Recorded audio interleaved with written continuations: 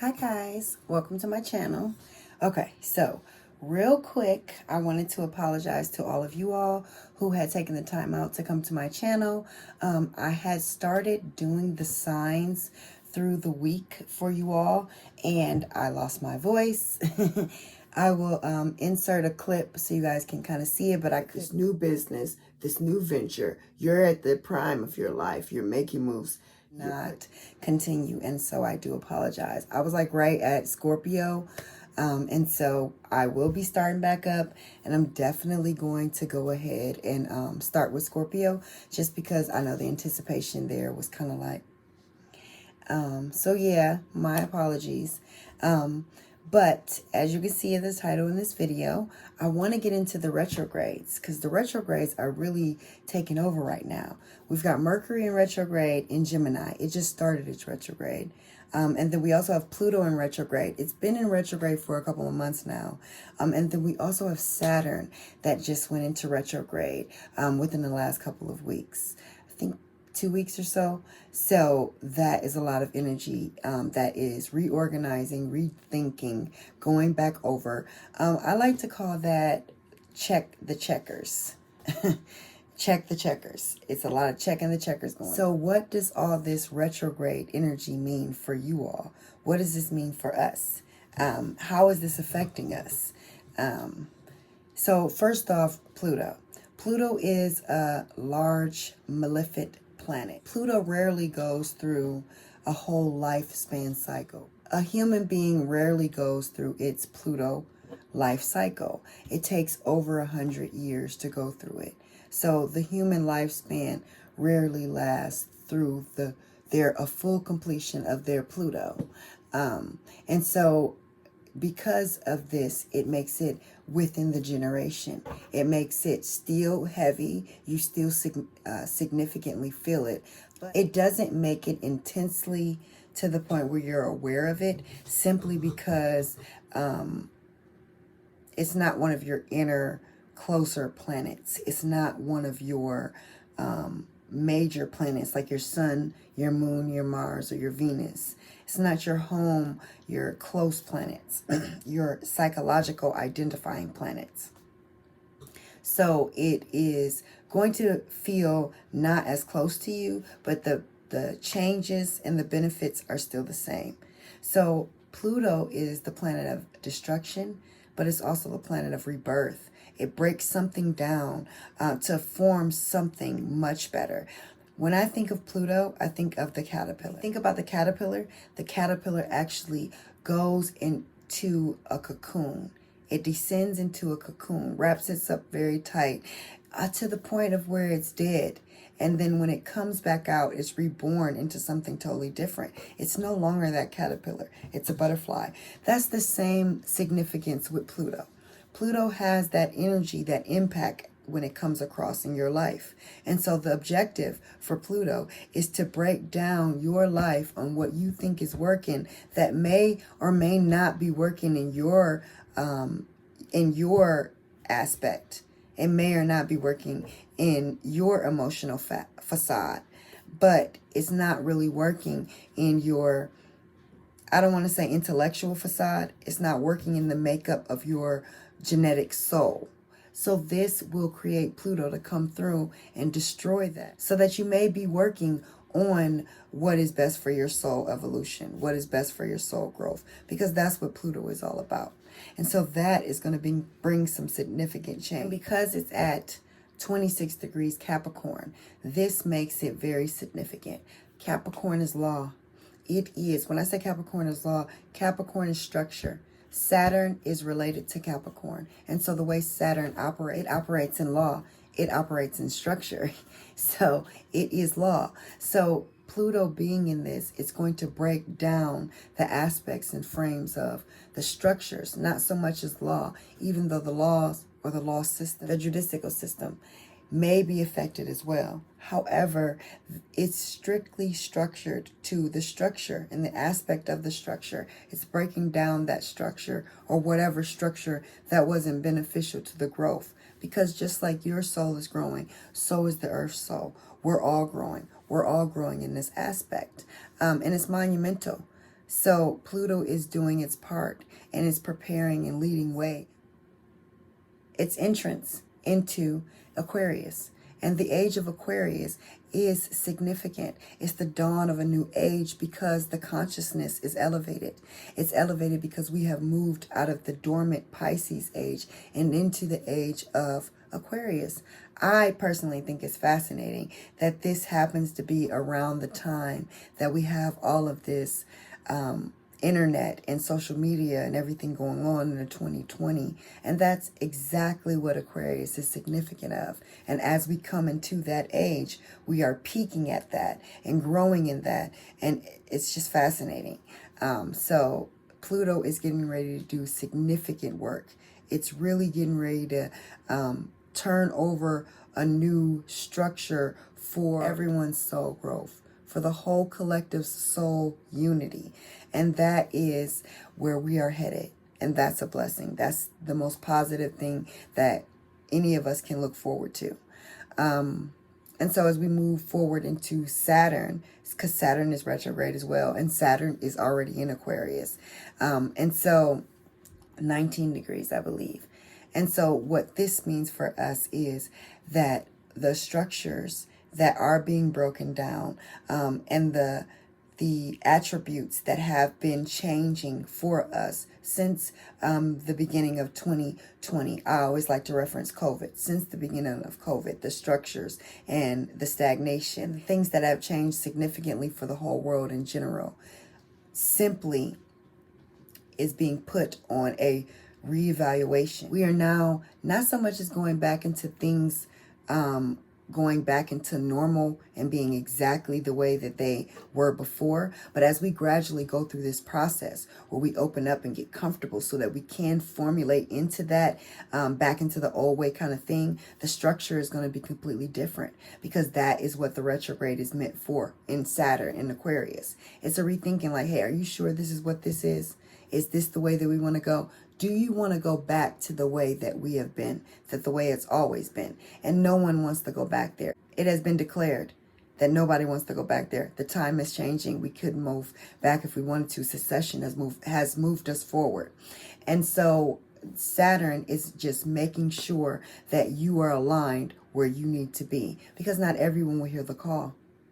Not right now, anyway. Everyone will hear the call, but everyone will not hear the call right now. People come into their own understandings at their own time, whenever it resonates with them, whenever they are called to.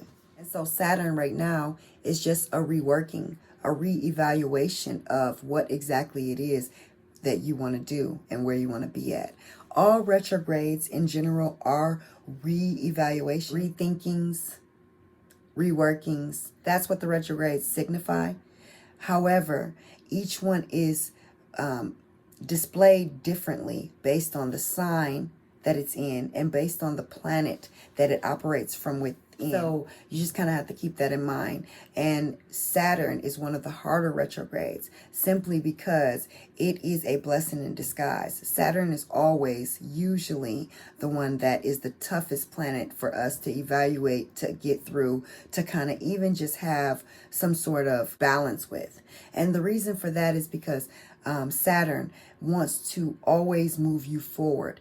It wants to move you forward in a structured formation. And sometimes this can be rather slow. It's very detailed. It's an earth sign, so it's very grounded. It has levels to it. And so Saturn can be one of the hardest ones to move forward for this reason. But people overlooked how much of a blessing it can be, because usually when Saturn goes through a sign, it goes through that sign and gives us the dirt of that sign. It gives us the under the cover of that sign, what we need to clean up, what was swept under the rugs but needs to be detoxed or declarified, what needs to be cleaned up, what needs to be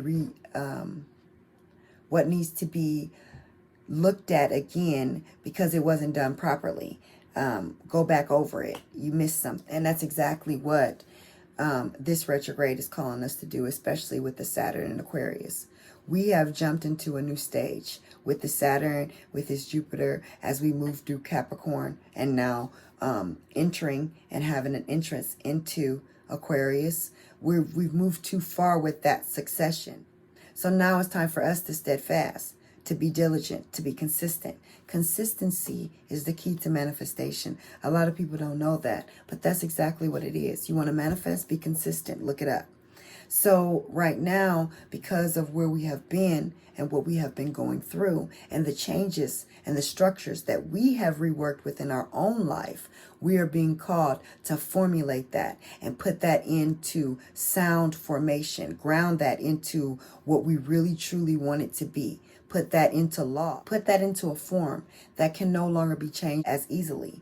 Now is the time for us to simply put our own faith into action, put our own footsteps into work, walk the walk, talk the talk, follow through with our actions, follow through with the plans and the determination and the structures that we have already put in place through the last 2 years, through the last year or so that we have put into place.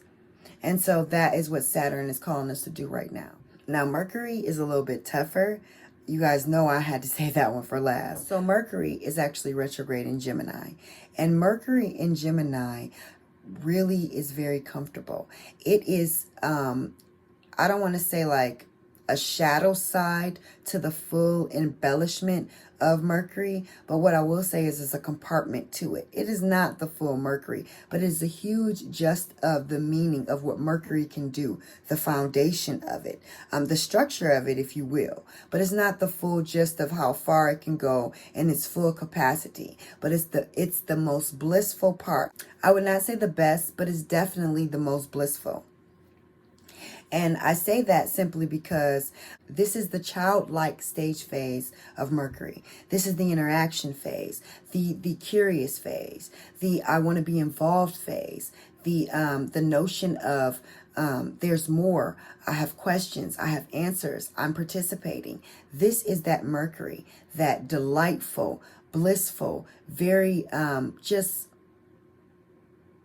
magnetically attractive intelligence. And that is what Gemini and Mercury stands for and represents. And so with it being in Gemini, it's slowing that process down. Gemini is very fast. It's a very fast sign. Mercury indulges it to be extremely fast. So it slows it down when it's in retrograde, and it acts not so much more like an adult, but it acts like a child that can't really make a decision.